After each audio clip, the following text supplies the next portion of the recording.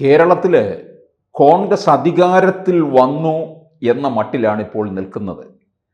140-ൽ 100 seat നേടിക്കഴിഞ്ഞു. അതല്ല 85 നേടാൻ പോകുന്നത് എന്നൊക്കെയുള്ള നിരീക്ഷണവും വർത്തമാനവും ഒക്കെയാണ് നടന്നുകൊണ്ടിരിക്കുന്നത്. എന്തായാലും നമുക്ക് ഒരു കാര്യം പറയാം, UDF വളരെ ഒരുമയോടുകൂടി മുമ്പോട്ട് പോവുകയാണ്. പ്രത്യേകിച്ച് കോൺഗ്രസ്സുകാർ മറ്റ് അനൈക്യമെല്ലാം മറന്ന് അധികാരത്തിലെത്തണം എന്നുള്ള ഒരു താല്പര്യത്തോടു കൂടി തന്നെയാണ് ഇപ്പോൾ നിൽക്കുന്നത്. മുഖ്യമന്ത്രി കസേരയ്ക്ക് വേണ്ടിയുള്ള മുറുമുറുപ്പൊന്നും ഇപ്പോൾ തുടങ്ങിയിട്ടില്ല, തുടങ്ങും. പക്ഷേ ഇപ്പോൾ ഹൈക്കമാൻഡ് തന്നെ 3 പേരെ ഇങ്ങോട്ടേക്ക് ഇറക്കിയിട്ടുണ്ട്. അവർ കാര്യങ്ങൾ നോക്കുകയാണ് കേരളത്തിൽ. 1 KC വേണുഗോപാൽ, 2 ദീപാദാസ് മുൻഷി, 3 തെരഞ്ഞെടുപ്പ് തന്ത്രജ്ഞൻ സുനിൽ കനകോലു. ഈ 3 പേരുടെയും നിരീക്ഷണത്തിലാണ് കേരളത്തിലെ കാര്യങ്ങൾ പോകുന്നത്. ഒപ്പം KPCC പ്രസിഡന്റ് സണ്ണി ജോസഫ്, കൂടാതെ 3 വർക്കിംഗ് പ്രസിഡന്റുമാരും കാര്യങ്ങൾ നിരീക്ഷിക്കുകയാണ്. ഷാഫി പറമ്പില്, AP അനിൽകുമാർ, PC വിഷ്ണുനാഥ്.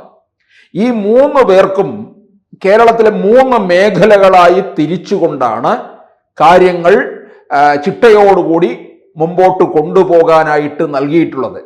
3 മേഖലകൾ എന്ന് പറയുമ്പോൾ ഉത്തരമേഖല, മധ്യമേഖല, ദക്ഷിണ മേഖല. ഇതിനകത്ത് ഉത്തരമേഖലയിൽ വരുന്നത് 4 ജില്ലകളാണ്. കാസർഗോഡ്, കോഴിക്കോട്, വയനാട്, കണ്ണൂര് എന്നിങ്ങനെ 4 ജില്ലകളുടെ ചുമതല വർക്കിംഗ് പ്രസിഡന്റും MP ആയിട്ടുള്ള ഷാഫി പറമ്പിലാണ് നൽകിയിരിക്കുന്നത്. മധ്യമേഖലയിലേക്ക് വരുമ്പോൾ 5 ജില്ലകളുണ്ട്. മലപ്പുറം, പാലക്കാട്, തൃശൂർ, എറണാകുളം, ഇടുക്കി. ഈ മധ്യമേഖലയുടെ കാര്യങ്ങൾ നോക്കാനായി ഏൽപ്പിച്ചിരിക്കുന്നത് AP അനിൽകുമാറിനെയാണ്. അദ്ദേഹം വണ്ടൂർ MLA, മുൻ മന്ത്രിയും ആയിരുന്നു എന്നുള്ളതാണ്. അതുപോലെ ദക്ഷിണ മേഖലയിലേക്ക് വരുമ്പോൾ അതിൽ 5 ജില്ലകളാണുള്ളത്. തിരുവനന്തപുരം, കൊല്ലം, ആലപ്പുഴ, പത്തനംതിട്ട, കോട്ടയം. ഈ ജില്ലകളുടെ ചുമതല നൽകിയിരിക്കുന്നത് PC വിഷ്ണുനാഥ് MLAക്കാണ്. ഇതിനകത്ത് കോൺഗ്രസ് ഇക്കുറി വലിയ പ്രാതിനിധ്യം യുവാക്കൾക്കും വനിതകൾക്കും പുതുമുഖങ്ങൾക്കും നൽകുന്നുണ്ട്.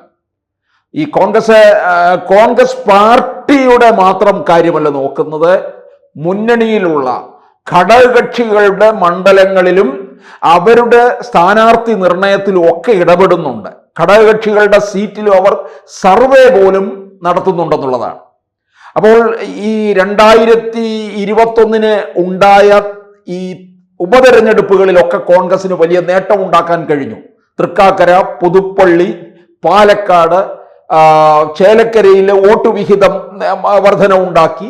അതുപോലെ തന്നെ പിന്നീട് നടന്ന നിലമ്പൂർ ഉപതെരഞ്ഞെടുപ്പുകളിലെ ഒക്കെ വിജയം വലിയ ആവേശത്തിലേക്ക് എത്തിക്കുകയാണ്. പുതുപ്പള്ളിയിലും തൃക്കാക്കരയിലും ഒക്കെ പാലക്കാടും നിലവിലുണ്ടായിരുന്ന സീറ്റാണ്, പക്ഷെ ഭൂരിപക്ഷം ഉയർത്താൻ സാധിച്ചു. അത് UDF തരംഗം കേരളത്തിൽ ഉണ്ട് എന്ന് ജനങ്ങളെ ബോധ്യപ്പെടുത്തി കൊടുക്കുകയാണ് ചെയ്തിട്ടുള്ളത്. ഈ വയനാട്ടിലെ നേതൃ ക്യാമ്പിൽ തന്നെ അവരവിടെ വ്യക്തമായ ചില തീരുമാനങ്ങൾ, കണക്കുകൂട്ടലുകൾ നടത്തി. ഈ 3 മേഖലകളായി തിരിച്ച് പ്രവർത്തനങ്ങൾ ഏൽപ്പിച്ചിരിക്കുമ്പോൾ ഓരോ ജില്ലയിൽ നിന്നും കിട്ടാവുന്ന സീറ്റുകളുടെ കാര്യത്തിൽ ഇവർ ഒരു കണക്കുകൂട്ടൽ നടത്തിയിട്ടുണ്ട്. അതാണ് ഇവർക്ക് ഓരോ ജില്ല, ഉത്തരമേഖല, മധ്യമേഖല, ദക്ഷിണ മേഖല. അതിൽ ഉത്തരമേഖലയിലേക്ക് പോകുമ്പോൾ, അതായത് ഷാഫി പറമ്പിൽ മേൽനോട്ടം വഹിക്കുന്ന ഉത്തരമേഖലയിലെ കാസർഗോഡ് ജില്ലയില് 5 നിയമസഭാ മണ്ഡലങ്ങളാണുള്ളത്. ഇതിൽ 3 നേടിയെടുക്കാം എന്നുള്ള കൃത്യമായ കണക്കുകൂട്ടലുണ്ട്. അതുപോലെ കേരളത്തിന്റെ CPMന്റെ രാഷ്ട്രീയ തലസ്ഥാനമായ കണ്ണൂരിൽ 11 നിയമസഭാ മണ്ഡലങ്ങളാണുള്ളത്. ഇതിൽ 4 നേടിയെടുക്കാം ഇപ്പോഴത്തെ സാഹചര്യത്തിൽ എന്ന് പാർട്ടി കണക്ക് കൂട്ടുന്നു. കോഴിക്കോട്ടേക്ക് വന്നാൽ 13 നിയമസഭാ മണ്ഡലങ്ങളാണുള്ളത്. ഇതിൽ 8 ബുദ്ധിമുട്ടില്ലാതെ തന്നെ നല്ല മികച്ച സ്ഥാനാർത്ഥികളെ ഇറക്കി തിരിച്ചു പിടിക്കാൻ കഴിയും എന്ന് കണക്ക് കൂട്ടുന്നുണ്ട്. വയനാട്ടിലേക്ക് വരുമ്പോൾ 3 നിയമസഭാ മണ്ഡലങ്ങളുള്ള ജില്ലയിൽ 3 പിടിച്ചെടുക്കാം എന്നാണ് കോൺഗ്രസിന്റെ കണക്കുകൂട്ടൽ. ഈ 4 ജില്ലകളിലായിട്ട് 32 നിയമസഭാ മണ്ഡലങ്ങളുണ്ട്. ഈ 32-ൽ 18 നിയമസഭാ മണ്ഡലങ്ങൾ കോൺഗ്രസ് കൃത്യമായ കണക്കുകൂട്ടൽ നടത്തുന്നു, തങ്ങൾക്ക് പിടിച്ചെടുക്കാൻ കഴിയും എന്നുള്ളത്. ഇനി മധ്യമേഖലയിലേക്ക് വരുമ്പോൾ 5 ജില്ലകളാണുള്ളത്. മലപ്പുറവും പാലക്കാടും തൃശ്ശൂരും എറണാകുളവും ഇടുക്കിയും. ഇതിലെ മലപ്പുറം ജില്ല എന്ന് പറയുമ്പോൾ നമുക്കറിയാം അത് മുസ്ലിം ലീഗിന്റെ കോട്ടയാണ്. അവർക്ക് ഉറപ്പായിട്ടുള്ളതാണ് എന്നവർ കണക്ക് കൂട്ടുന്നു. 16 നിയമസഭാ മണ്ഡലങ്ങളാണ് മലപ്പുറം ജില്ലയിലുള്ളത്. ഈ മലപ്പുറം ജില്ലയിലെ 16-ൽ 16 നേടാമെന്നുള്ള കണക്ക് കോൺഗ്രസിനുണ്ട്.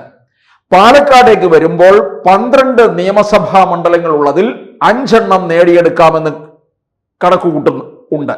കൃത്യമായ കണക്കുകൂട്ടലുകളുടെ അടിസ്ഥാനത്തിലാണ് ഇത്തരത്തിലൊരു സംഖ്യ അവർ പുറത്തുവിട്ടിരിക്കുന്നത്. തൃശ്ശൂരിലേക്ക് വരുമ്പോൾ BJPക്ക് സ്വാധീനമുള്ള തൃശ്ശൂർ നിയമസഭാ ജില്ലയിൽ 13 നിയമസഭാ മണ്ഡലങ്ങളുണ്ട്. അതിൽ 6 നേടിയെടുക്കാമെന്നാണ് കോൺഗ്രസിന്റെ കണക്കുകൂട്ടൽ.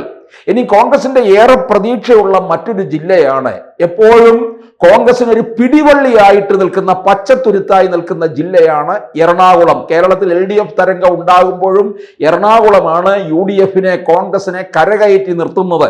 അവിടെ 14 നിയമസഭാ മണ്ഡലങ്ങളുണ്ട്. അതിൽ 12 നേടിയെടുക്കാമെന്നുള്ള കണക്കുകൂട്ടലാണ്. അതിൽ ഇടുക്കിയിലേക്ക് വന്നു കഴിഞ്ഞാൽ 5 നിയമസഭാ മണ്ഡലങ്ങൾ ഉണ്ട്. അതിൽ 4 നേടിയെടുക്കാം. ഒരുപക്ഷെ അത് കൈവിട്ട് പോകുന്നത് റോഷി അഗസ്റ്റിന്റെ മണ്ഡലമായിരിക്കാം എന്നും പാർട്ടി കണക്ക് കൂട്ടുന്നുണ്ട്. 60 നിയമസഭാ മണ്ഡലങ്ങളാണ് മധ്യമേഖലയിലുള്ളത്. AP അനിൽകുമാറാണ് ഈ മധ്യമേഖലയിലെ കാര്യങ്ങളുടെ ചുമതലക്കാരൻ. ഈ 60 നിയമസഭാ മണ്ഡലങ്ങളിൽ 43 നേടാം എന്നാണ് പാർട്ടിയുടെ കണക്കുകൂട്ടൽ. അത് കൃത്യമായ ഒരു കണക്കുകൂട്ടലാണ്. മധ്യമേഖലയിൽ നിന്നാണ് കൂടുതൽ സീറ്റ് നേടിയെടുക്കാൻ കഴിയുന്നത് എങ്കിൽ ദക്ഷിണ മേഖലയിലേക്ക് വരിക.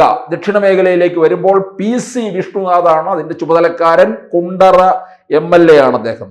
ഇതില് തിരുവനന്തപുരം, കൊല്ലം, ആലപ്പുഴ, പത്തനംതിട്ട, കോട്ടയം എന്നീ 5 ജില്ലകളാണുള്ളത്. ഇതിൽ തിരുവനന്തപുരം ജില്ലയിലേക്ക് വന്നാൽ 14 നിയമസഭാ മണ്ഡലങ്ങളുണ്ട്. നിലവിൽ 14-ൽ 13 ഇപ്പോൾ LDFന്റെ കൈവശമാണ്. ഒരിടം മാത്രമാണ് UDFിലുള്ളത്, അത് കോവളത്ത് M വിൻസെന്റ്. ഇതിൽ 4 നേടിയെടുക്കാമെന്നുള്ളതാണ്. കാരണം BJP ഇവിടെ തിരുവനന്തപുരം ജില്ലയിൽ വലിയ സ്വാധീനം ചെലുത്തി അവർ ഒരു 5 സീറ്റ് വരെ നേടിയെടുക്കുമെന്നുള്ള കണക്കുകൂട്ടൽ തന്നെ ഉണ്ട്. അത് വെറും കണക്കുകൂട്ടലല്ല, ഇന്റലിജൻസ് റിപ്പോർട്ട് തന്നെയാണുള്ളത്. ഇനി കൊല്ലത്തേക്ക് വരുമ്പോൾ തിരുവനന്തപുരവും കൊല്ലവുമാണ് എപ്പോഴും LDFന് തുണയായിട്ട് നിന്നിട്ടുള്ളത്. കൊല്ലത്തേക്ക് വരുമ്പോൾ അവിടെ UDF വലിയ നേട്ടമുണ്ടാക്കി. തദ്ദേശ തെരഞ്ഞെടുപ്പിൽ കോർപ്പറേഷൻ പിടിച്ചെടുത്തു. 11 നിയമസഭാ മണ്ഡലങ്ങളുണ്ട്. ഇതിൽ 6 നേടിയെടുക്കാമെന്നുള്ള കണക്കുകൂട്ടലാണ്. ഇനി ആലപ്പുഴയിലേക്ക് വരുമ്പോൾ വിപ്ലവ വീര്യത്തിന്റെ മണ്ണ് ഉള്ള ഇടമാണ് ആലപ്പുഴ. അവിടെ പക്ഷേ BJP ഇപ്പോൾ വലിയ കടന്നുകയറ്റം നടത്തിയിരിക്കുകയാണ്. BJP തദ്ദേശ സ്ഥാപനങ്ങളിലും വലിയ നേട്ടമുണ്ടാക്കി. എന്നാലും കോൺഗ്രസിന്റെ കണക്കുകൂട്ടൽ 9 നിയമസഭാ മണ്ഡലങ്ങളുള്ളതിൽ 4 പിടിച്ചെടുക്കാമെന്നുള്ളതാണ്. 4ാമത് വരുന്നത് പത്തനംതിട്ട ജില്ലയാണ്. നിലവിൽ UDFന് ഒരു സീറ്റ് പോലും ഇല്ലാത്ത ഒരു ജില്ലയാണ് പത്തനംതിട്ട. 5 നിയമസഭാ മണ്ഡലങ്ങളുണ്ട്. ഇതിൽ 5 നേടിയെടുക്കാമെന്നാണ് കോൺഗ്രസിന്റെ കണക്കുകൂട്ടൽ.